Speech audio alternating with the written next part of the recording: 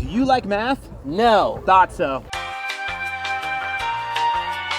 All right, so this game is called Sticks. It's super fun, super easy, usually played one-on-one. So I'm actually gonna bring the camera over here so that we can zoom in onto our hands and show you how to play this game. All right, so this is how the game goes. We're both gonna start with one finger out on both sides, okay? It's usually the index finger, okay?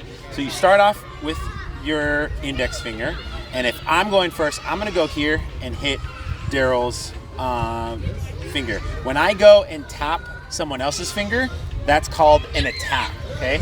Every time you do an attack, it adds a finger to the person's hand, and you get to keep the fingers on your hand. Now, here's where it gets interesting. This is where the math is kind of involved. If I have 2 fingers in this hand, and Daryl has 2 fingers in this hand, and I go and attack his 2 fingers, he gets 4 fingers on this hand because I have 2 fingers on mine, he had 2 fingers on his.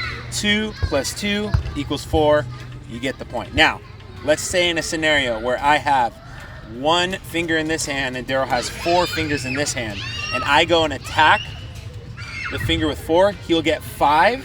Once you get 5, you are officially out, and you're only left with 1 more finger. Now, let's just say during a turn, I have 2 fingers in this hand, and I add 2 to Daryl's. He's gonna get 3, and what he can do on his turn, he could actually, instead of attacking, he could add 1 finger to this to remove, because, what is that? 1 minus 3 equals 2. Does that make sense? So, he still has 3 fingers, but he just transferred the use of them. Now, what you can't do is this. If you have 2 fingers in this hand and 1 finger's on this hand and it's your turn, and you decide that you want to use your turn swapping fingers, you can't take the 2 here and move 2 here.